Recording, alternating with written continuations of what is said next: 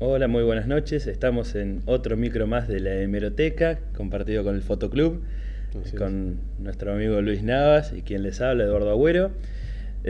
Bueno, hoy vamos a proponer, andamos con ganas de viajar, ya se nos termina el año y andamos con ganas de viajar, vamos a ver a dónde nos vamos a pasear. Estamos en los últimos programas. Y sí, estábamos viendo, estudiando un poco por ahí, encontramos un medio de transporte que ya aquí en Azul tiene 131 años de historia.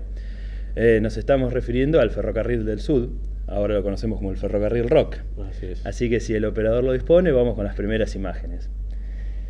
El ferrocarril llegó a la Argentina en 1860 y bueno, para enlazar lo que eran en Buenos Aires la Plaza Lavalle y Plaza Flores, en lo que era un primitivo ramal, después se fue abriendo distintas... El camino hacia la provincia, hacia lo que Exactamente, distintas ramales hacia el interior. Las dos compañías fundamentales eran el Ferrocarril Oeste y el Ferrocarril del Sud. Y en esa lucha entre la civilización, digamos, y el desierto, como le llamaban en ese entonces a todo el interior, bueno, llegaron los rieles hasta Azul en 1876. Consideremos, por ejemplo, como detalle curioso, que en 1875 había sido el último malón. Exacto, sí. O sea, convengamos que estábamos aún conviviendo con los nativos de aquí, de estas tierras, y llegaba ya el ferrocarril. Es uno de los principales benefactores, digamos, uno de los principales impulsores de la llegada, el doctor Alsina. Y por ejemplo, otro dato curioso es que el general Julio Argentino Roca, en el año 1880, cuando inicia la mal llamada para muchos campaña del desierto, lo hace desde aquí, desde Azul, y él llega hasta nuestra ciudad con el ferrocarril. Así es. Un dato muy curioso. Sí, ya antes Ferrocarril Sud había solicitado a la Corporación Municipal de Azul la autorización necesaria para construir la estación y las playas donde pudieran levantarse los ramales. Así que hasta era simplemente para trasladar las riquezas del interior de la provincia, los cereales, la hacienda, los cueros, las lanas, que era lo que se estaba... De manera económica y rápida hacia la capital. Así es. Convengamos que en esa época los medios de transporte eran muy limitados y, bueno, obviamente el ferrocarril es un gran avance. Aquí en una sesión extraordinaria de la Corporación Municipal, presidida por el señor Manuel Leal, con la asistencia de Beberri, Luciani, Aramburo, Pedro Ubiñas y Chayé, se trata, bueno, digamos, la concesión de los terrenos para habilitar la estación. Aquí, como vemos, es el arribo del ferrocarril y vemos a la gente, digamos, con animales en el andén, algo que en estas épocas es bastante... Sí, Bastante no, directamente es imposible que suceda. Aquí vemos que parecen ser ovejas y vemos tamberos también y bueno, se ven, digamos, acercándose a este lugar con distintos productos. Bueno, como les contaba, hacen una reunión con el presidente del directorio, digamos, del Ferrocarril del Sur, don Francisco Parish. Sí, que diciendo eso, por eso de Francisco Parish, después se pone la estación Parish exactamente, el homenaje a este señor. Exactamente. Bueno, ellos lo que se reúnen y determinan, bueno, había una especie de competencia, a ver si los dos ferrocarriles tenían la intención de arribar a Azul. El sur. Exactamente, y finalmente se decide que es el Ferrocarril del Sur el que se ha de instalar en nuestra ciudad. Que, bueno, como comentábamos nosotros, como descubríamos en los artículos, hubo distintos lugares planeados para la estación. Porque tanto la corporación municipal primero trata de que la estación esté en Villa Fidelidad. Le iba a traer unas dificultades, pero bueno, por la expropiación y la compra de los terrenos, tanto en la fase edilicia como el tema económico, ¿no? Claro. Así que el local iba a estar en teoría la estación de ferrocarril iba a estar entre el arroyo, en la margen occidental del arroyo, entre las calles 6, que es la actual General Mitre, y la 12, que es la actual Perón. Claro. Y en teoría la estación iba a quedar en la calle 9, que es la actual San Martín. Claro. Recordemos, bueno, que en esa época las calles tenían numeración y nombres, digamos, eran dos cosas. Y la empresa tenía que construir un puente sobre el arroyo, a la altura de la calle hoy San Martín, para el tráfico de las personas, el tránsito personal. La otra idea de los vecinos también era que la estación esté cerca de la plaza. Sí, es posible, diríamos, en la plaza. Por poco los vecinos en ese momento, lo que ahora nos suena una locura, querían la estación del ferrocarril pasando por lo que sería calle Colón o Rivadavia, era, digamos, Colón, ahí. Sí, Colón y San Martín. Pleno centro quería. Pleno centro, claro, era, digamos que totalmente una locura, por lo menos ahora, digamos, ¿no? Se juntan firmas y se elevan a la municipalidad, ¿no? Claro. Sí, y habrán hecho todo el esfuerzo posible para realizar para llevar adelante, digamos, esa idea. Esa idea, sí. Que bueno, por suerte ganó la idea, que en realidad no ganó ninguna de las dos, ni la de la corporación. De las que hemos comentado hasta ahora, ninguna de las dos. Finalmente el ferrocarril se instala donde está actualmente. Y bueno, aquí lo que estamos viendo en imagen es eso, bueno, parte del todo el personal del Ferrocarril del Sur en su momento. Y lo que veíamos antes era una imagen en forma de collage, convengamos que cuando uno la ve a simple vista piensa... Sí, de los andenes de... claro, ves una foto insólita. Bueno, este ferrocarril lo que atrae es, digamos, genera es que la ciudad comience a extenderse más allá de lo que en su momento era... va hacia el emplazamiento, va hacia el dominio en el oeste, ¿no? Claro, más allá de lo que era la avenida, la avenida en realidad hacia en ese momento era la avenida, la calle ancha. Claro. Una calle ancha que le llamaban y luego se llamó Avenida La Plata. Claro. Y ahora la conocemos, después fue Centenario y ahora la conocemos actualmente como Avenida Cánova. Claro. Toda la ciudad estaba más acotada y se va extendiendo hacia esa zona, lo cual es un progreso interesante. Claro, y lo que se apropia ahí son, para que esté el ferrocarril, son unas 14 manzanas, en las cuales de ahí se levantó la estación, las casas para los empleados. Sí. Los obreros de la empresa, el galpón de las máquinas, las cocheras, bueno. Se destinan los espacios verdes, que es lo que es la Plaza Meguino hoy, la Plaza Francia, o que algunos la conocen como Plaza Gardel. Toda esa zona se adecua para realizar, bueno, obviamente la instalación de esto. Lo que habíamos era acordate también que se levantan al sur de la estación las barracas de Schneider y Lawson, ¿no? Que fueron los depósitos de cargamento de los productos del campo, ¿no? Y ahora sí nos vamos a meter, digamos, ya salimos de este túnel del tiempo de 1876 en adelante para ver fotos de la actualidad de nuestra estación de trenes, que digamos está en una especie de, no digamos del todo abandono, pero se trata de conservar. Se está tratando de restaurar. Toda esa zona ahora fue repavimentada con todo el tema de la remodelación de la plaza Ameguino. Se ha hecho un trabajo que realmente muy buen trabajo. Es importante y se le ha dado otro valor. Y nos vamos a ir metiendo despacito en lo que es este lugar. Vamos a entrar a la boletería, ¿sí? Ahora sí, vamos a sacar el boleto para viajar. Una boletería sencilla, de bancos de madera de la época, restaurados, son muy bien conservados. Realmente, nos dicen, también nos contaban que la boletería permanece cerrada durante gran parte del día debido a que el tránsito de personas es bastante importante. Pero además se corre muchas veces el riesgo del robo de placas. Por ejemplo, una como esta que está sobre las puertas de la estación, aquí también, está en conmemoración a Eva Duarte de Perón, que fue colocada en 1853 allá por la administración de Ernesto Mahler. Todo este tipo, tienen que conservar todo este tipo de estructuras, digamos, a partir de cerrar las puertas y mantener el lugar lo más privado al tránsito posible, porque gran parte de la barriada de lo que es Villa Piazza Centro pasa por esta zona. Es más fácil que transitar por las avenidas, digamos, aquellos que lo hacen a pie y demás.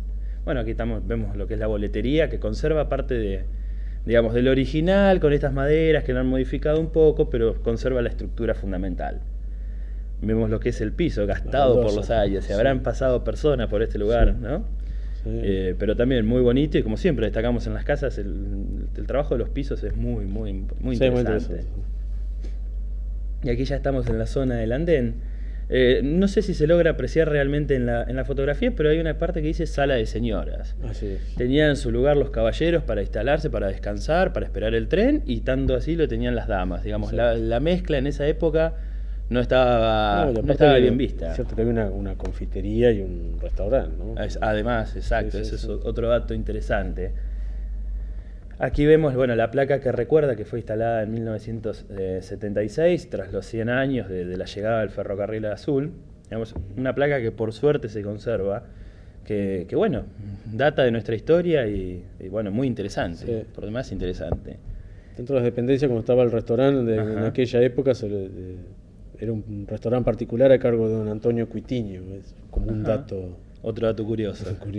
Que ya obviamente la estación ahora sería interesante, por ejemplo, también tener una especie de confitería allí. Digamos que el hecho también la lástima es que han caído en manos privadas y claro, el tema limita muchísimo. Es saber las posibilidades, ¿no? Vemos más de lo que son las placas, y aquí vemos un buzón también donde la correspondencia se podía dejar y derecho a Buenos Aires. para los creyentes. Aquí tenemos una imagen de Nuestra Señora de Luján, también emplazada allí hace muchísimos años. A los pasajeros. Claro, muchos todavía siguen apareciendo estas estampitas de Ten buen viaje con la Virgen de Luján. Y aquí vemos lo que era realmente la parte original de la estación. Nos comentaba cuando estuvimos tomando las fotografías un empleado, la parte más antigua de la estación es esta en realidad. Mientras se construía lo que veíamos recién, el ferrocarril arribaba y la gente estaba en estos lugares. Ahora es la zona de los sanitarios y bueno, también estaba la sala para los caballeros. Y bueno, vemos una instalación bastante derruida por los años, pero que hay un cartelito que indica que la municipalidad está restaurándolo. Sí. Lo cual es muy interesante. Es bueno, digamos, para conservar este patrimonio tan importante, ¿no? Bueno, este es un bebedero que me encomendaste vos que saque. Sí, porque es muy interesante que todavía quedan estos elementos originales. Sí, que sobrevive, digamos. Que sobrevive. Sobrevive al tiempo y a la gente. Que eso es lo más, la manera más importante de sobrevivir es a la gente, porque el tiempo no suele ser tan dañino. Y aquí, bueno, digamos que esta fue en hora de la siesta, digamos la soledad absoluta de la estación. Así es. Y tenemos los perros durmiendo la siesta. También habla de la poca frecuencia, de lo que antes habría mucho más ferrocarril que ahora, sobre todo de pasajeros, entonces bueno. Todos aquellos en vez de haber personas esperando el tren, tenemos el descanso de los animales. Animalitos durmiendo la siesta. Aparte, yo cuando tomé la fotografía es una tranquilidad a los perros. Es más, otras fotos que hemos sacado posaban para la foto. Sí. Cuando uno de todos esos perros se despierta, parecía que jugaba con la cámara. Realmente bastante simpática la situación. Y ahora sí vamos a seguir recorriendo la zona de los andenes. Realmente muy bonito, es muy fresco el lugar. Algunas modificaciones en los techos de los andenes. ¿No? Sí. Las estructuras se mantienen, claro, y se han ido cambiando los techos. Y esta es la zona de los galpones, de donde estaban las cargas, el almacenamiento. El almacenamiento, exactamente. La parte de las barracas y también esa parte bastante inutilizada. Hemos visto que hay talleres, no sé si realmente es para el ferrocarril los talleres o son una especie de talleres particulares, porque he visto mucha gente trabajando.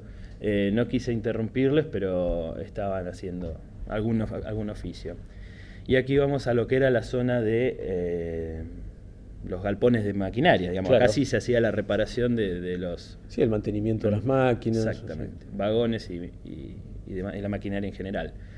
Este otro lugar que ha quedado solamente la estructura de ladrillos. Sí, aparte es interesante sería interesante restaurar esto, ¿no? Sí. Pero bueno, hay que ver quién es el que podría hacerlo, ¿no? Tengo entendido y por bajo cuerda que hay un proyecto, digamos, interesante de lo que podría ser la recuperación de este lugar, que ojalá se concrete. Ojalá, sí. Y bueno, vemos, es un lugar que, por ejemplo, las paredes son gruesísimas. No sé si deben ser paredes de por lo menos 80 o 90 centímetros, es una cosa impresionante, una cantidad de ladrillos inmensa y lo que le falta es el techo. Y obviamente ya la naturaleza ha invadido toda esa zona. Sí, han quedado ahí todavía las siglas. Las siglas nos falta la S, se han removido los ladrillos. Pero bueno, esperemos que se hayan caído y no hayan sido algún muchachito que haya llegado hasta ahí. Difícil que haya llegado, por suerte. Parece que se hubiera despegado un poco. Y aquí vemos, bueno, lo que les decía, la naturaleza avanzando y el lugar ya sin techos y solamente la estructura. Y ahora sí, vamos a ver otra alternativa para viajar. Dentro de la ciudad. ¿Te parece, Luis? Vamos a hacer una alternativa, a ver si nos convence la otra alternativa, la otra manera de viajar. El otro ramal, por decirlo un poco. Claro, porque obviamente Azul, por su importancia en el interior de la provincia, no podía tener un solo ferrocarril, sino que en 1926 se inaugura otro, el ferrocarril provincial. Exacto. Tiene su historia, dice, el ferrocarril provincial de Buenos Aires fue construido por el gobierno de la provincia de acuerdo con la ley de la legislatura en el 18 de octubre de 1907. Sí. Y autoriza lo que es el traslado de la línea del puerto de La Plata a lo que era el Meridiano 5 con varios ramales. Toda esta línea se va a ir extendiendo luego y entre 1912 y 1914 es la principal extensión, que lo hacen en unos más de 400 kilómetros, que atraviesan los partidos de Bransen, General Paz, Cañuelas, Montes, Saladillo, 25 de Mayo, 9 de Julio, Peguajó, Trenquelauquen y Olavarría. Llegaba a Olavarría y Azul no tenía por lo menos este ramal de lo que es el ferrocarril provincial. Sí, sí. En 1913 recién se autoriza el ramal hasta Azul, pero bueno, vamos a ver que van a pasar otros 13 años para que finalmente llegue el ferrocarril. Recién en 1924 va a ser el gobernador Cantilo quien, tras visitar Azul, va a autorizar lo que es el monto, unos 50.000 pesos de la época, para expropiar terrenos, que es lo que generalmente se hacía, y comenzar con la construcción de este ferrocarril, que eran las primeras imágenes que veíamos. Exacto, los obreros que están construyendo el tendido de las vías, ¿no? Exactamente. Recién, a partir de 1924, cuando se autoriza, este monto de dinero, se tardan unos 2 años hasta completar el ramal en 1926. También aquí lo que veíamos es todo lo que es la fotografía de la época. Exacto. Una fotografía de unos más de 80 años, todo el personal de trabajo del tendido. Que iban, arrimando los vagones con sus, los lugares de descanso y todo. Exacto. A medida que iban avanzando con el ferrocarril. Sí, vagones habitaciones para ellos. Iban empleando el tendido que iban poniendo a medida que iban avanzando. Exactamente, ellos lo iban estrenando, realmente. Aquí vemos, y en una de las cosas que comentábamos... Siempre un perro acompañando, allí vemos a la derecha debajo de... Estamos muy con las mascotas. Sí, hoy se ve que... Tenemos un día animal. Lo que decíamos hoy, por ejemplo, que comentabas vos, Luis, lo del Malón, en 1875, que en uno de los artículos que leíamos, la gente todavía estaban con el fusil abajo del brazo tendiendo los ferrocarriles. Seguro, claro. Acá, ya en el 26, entre el 24 y el 26, convengamos que no había ya indios, pero no faltaba aquel que aprovechaba la oportunidad para hacer algún tirito de caza, ¿no? Exacto. Y aquí lo vemos posando para la posteridad. Allí está la sombra del fotógrafo. Inclusive.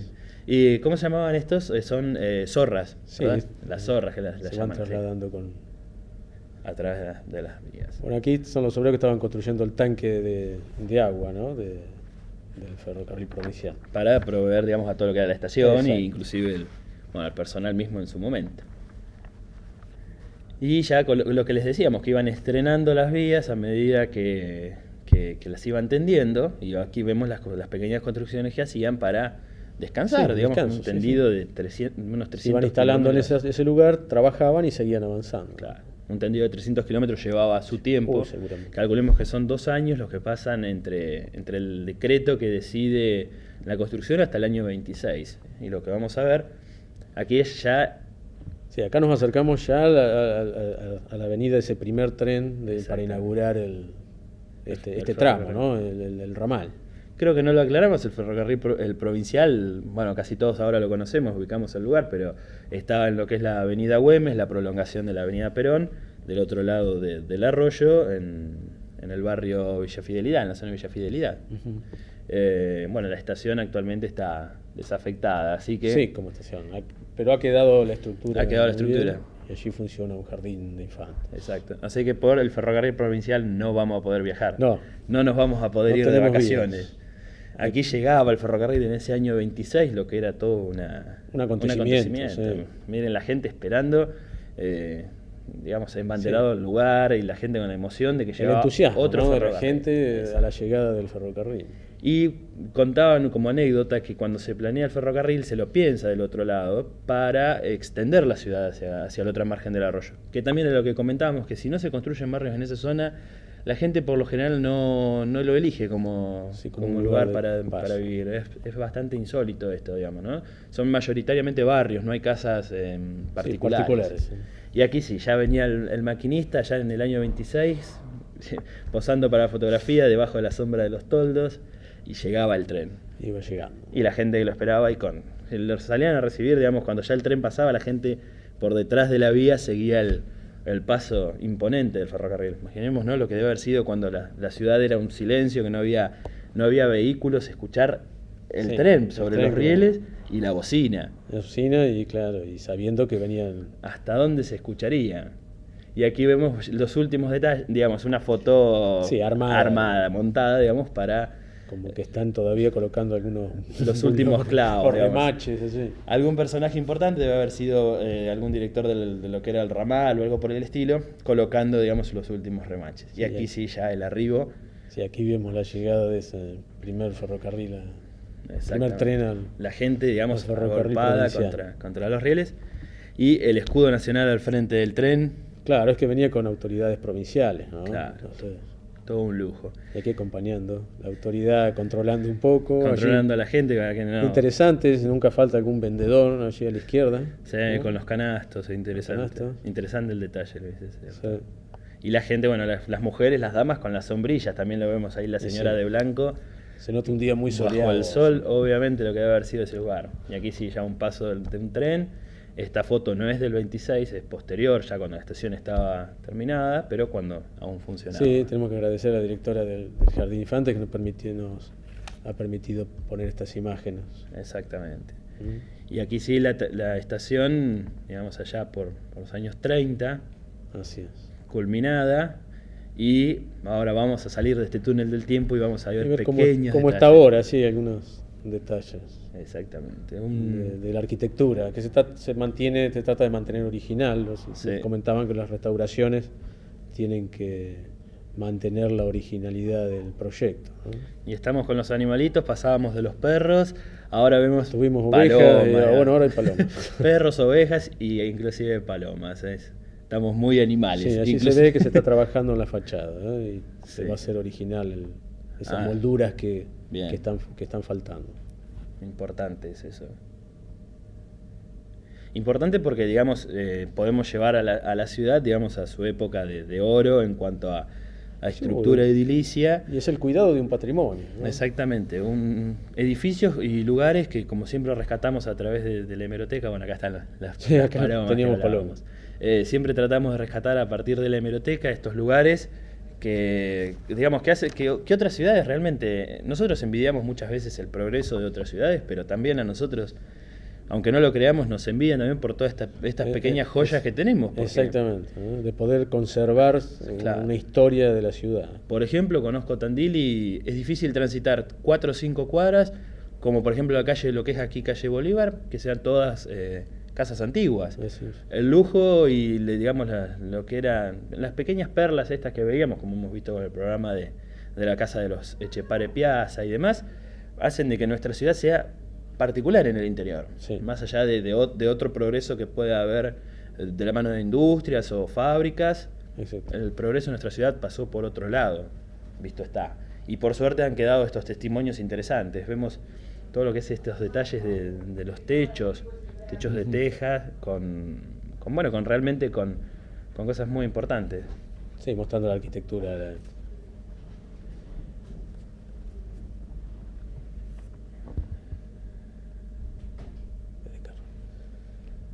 Bueno, y aquí tenemos un datito más que nos acaba de acercar el operador. Dice, mi abuelo estuvo en la confitería de la estación casi 20 años y le decían el Vasco. El abuelo de... El Vasco de Carrá. ¿Cómo? Ahí dice el Vasco de Carrá. De Carrá, exactamente. Ha estado en la estación del ferrocarril del sur, suponemos, si mal no interpretamos el mensaje. Entiendo. Y bueno, vemos todo este tipo de detalles de un edificio que realmente, bueno, además de ser importante para la época, bueno, postes originales. Postes originales, sí, los postes que sostenían el alambrado, ¿no? Perimetral de las estaciones. Claro, que bueno, actualmente también ya se los va reemplazando por otro tipo de materiales. Supuesto. Un lugar que para la historia ha sido importante en cuanto al progreso en la década del 30 y que, bueno, se está trabajando sobre eso, pero lamentablemente para la década del 70 ha tenido una utilización un tanto oscura. No la deseada. Exactamente, un tanto difícil. Bueno, aquí vemos lo que eran los límites del andén. El andén de la época han quedado. Como les decía, en la década del 70 se lo empleó como se cree, es casi seguro, digamos, como centro clandestino de detención. Uno de los tantos que lamentablemente ha tenido, bueno, el país y nuestra ciudad. Sí, esta es la campana original que se conserva. Que me contaban en el ferrocarril del sur que la robaron. Sí. Aquí en el provincial, gracias a Dios, se conserva estos pequeños detalles. Sí, lo mismo que las lámparas que estaban allí en los andenes, ¿no? Exactamente. Obviamente el foquito no. No. Esto es lámpara de bajo consumo, como claro, debe ser. Cosa bien actual y para ahorrar, digamos, energía, que es lo bueno. Y bueno, vamos viendo todos estos pequeños detalles, la zona... Digamos, una estación también muy, muy linda y un edificio imponente también en esa zona. Muy importante. Debe ser creo que debe ser el único de 2 plantas, claro, en esa zona. Más allá de las casas actuales, vemos también la naturaleza y, digamos, este tipo de imágenes. Sí, que, digo, un edificio que cuando uno ya pasa el puente de la avenida, lo que es el tramo de la avenida Perón hacia la avenida Güemes. Sí, lo veo allí, es imponente. En el fondo así está el edificio. Realmente es imponente, es una mole. Y bueno, estas pequeñas joyas que tiene nuestra ciudad, que debemos, digamos, guardar. Sí, rescatarla. Rescatar y cuidar. O sea, cuidarla, porque está allí. Se va haciendo todo este tipo de trabajo de restauración y vamos viendo, bueno, estos pequeños detalles, cosas que no es habitual en los techos, digamos, de nuestra ciudad. Y ahí sí, ya salimos hacia otra vez en una foto histórica, que también por un problemita técnico, aclaramos, no hemos podido tener la fotografía actual, digamos, una general, que hubo un problemita. Y aquí volvimos al Ferrocarril del Sud, a la zona del Ferrocarril del Sud, pero en realidad lo hacemos porque allí se ha instalado el Ferroclub. Sí, cosa muy importante, ¿no?, para Azul. Una institución que realmente lleva adelante un trabajo interesante para todos, que es rescatar todo lo que sea el material histórico sobre el ferrocarril. Uno de sus miembros más destacados es el señor Jorge Wadel, que nos ha facilitado muchas de las fotografías históricas. También tenemos que agradecer al señor Sócrates Mayet, que es otro de los grandes benefactores en cuanto a fotografía de nuestro programa, y a la señora Esther Córdoba. Y una frase que está pintada en este Ferroclub y que nos tiene que marcar un punto. Así, una nación sin trenes es una nación sin futuro. Así es. Después de lo que ha pasado... Nos podemos detener un segundo en lo que es esa imagen y ver que realmente tiene razón, digamos. Muchos de los pequeños pueblos que ha tenido el interior de nuestro país, estaciones aquí en nuestra misma ciudad. Vos has tenido la oportunidad. el mismo partido, claro. Has tenido la oportunidad de recorrer, claro. Sí, distintas. Estaciones que ahora actualmente están totalmente abandonadas, destruidas. Sí, que han sido saqueadas, así que bueno. Sí. Y que realmente en su momento eran pequeñños puntos donde la población quizás no superaba las 1.000, 2.000, 3.000 personas, pero... O menos tal vez, pero tenían una comunidad, vivían allí y era fundamental el ferrocarril. Era el medio donde se comercializaba y que los unía, el ferrocarril. Exactamente, y que han marcado, digamos, el progreso del país en sí. Y bueno, que han sido, lamentablemente, han sido hito de una parte. Y es cierto, y que fueron fundadas por el ferrocarril, claro. ¿no? Casi todas. Todas las estaciones. Es muy común en la provincia de Buenos Aires ver esto, no solamente en Azul, pero bueno. Sí, realmente un lujo que tenía nuestro país, que ahora se ha perdido, y que, bueno, por ejemplo, la gente del Ferroclub trata de rescatar toda esta historia, realmente guardarla para la posteridad. Es un trabajo muy importante. Están trabajando en lo que es la restauración de uno de los vagones. Han restaurado este pequeño sector que era la zona de las barreras, donde se manejaban las maquinarias. Un trabajo interesante. Sabemos que en Buenos Aires también están haciendo su aporte. Y bueno, más allá de que ahora no nos va a quedar otra que o elegir el Ferrocarril del Sud, o por ahí para llegar a otros destinos, tomarnos un colectivo, para irnos de vacaciones. Todavía no, quedan algunos programas más, los vamos a torturar con algún programa más. Quiero, por mi parte, agradecer a las personas que por la calle nos han felicitado, tanto a vos como a mí, por lo que es el programa. Quiero destacar el saludo del padre Abel, ha sido uno muy interesante, que nos ha estado visitando otra vez en la hemeroteca. Y como el señor también Mario Marateo, que hemos tenido la fortuna de charlar un rato largo con Mario, que también ha trabajado en el ferrocarril. Y bueno, de mi bibliotecaria, Graciela Terrible, que la he cruzado por la calle y bueno, como siempre nos detenemos unos minutitos a charlar. Y a todos los demás que no conocemos y que siempre nos dan el aliento para seguir adelante con este trabajo. Con este tipo de programas. Exactamente. Si quieren visitar, conocer la hemeroteca, lo pueden hacer los días jueves de 16 a 20. Estamos en San Martín 362, esquina Rivadavia. O pueden visitar la página web, que es www.hemerotecadeazul.org.ar. O pueden escribir al mail, que es del Fotoclub. foto-club@yahoo.com.ar. Bueno, también la hemeroteca tiene su mail, que es hemerotecadeazul@hotmail.com. Y pueden visitar el Fotoclub allí en de Paula 748 y entre 2 y 9 de julio. El horario es alrededor de las 20 horas, de 20 a 21:30, 22 horas, allí está. Allí pueden también, agradecemos a las personas que nos han ido acercando imágenes, como decíamos, Sócrates Mayet, Jorge Wadel y Esther Córdoba. Y bueno, y a todas las personas que nos han ido a lo largo del año y bueno, para los programas que vienen nos han permitido ingresar en sus domicilios o nos prestan pequeñas joyitas particulares. Sí, fue el seguir agradeciendo el acercamiento de imágenes. Exactamente. Bueno, permanente, para poder mostrárselo a ustedes. Así las compartimos con todo porque esa es la idea de las dos instituciones. Un trabajo de nosotros y para todos, un trabajo mancomunado. Difundir pequeñas historias de Azul, pequeñas y grandes historias de Azul.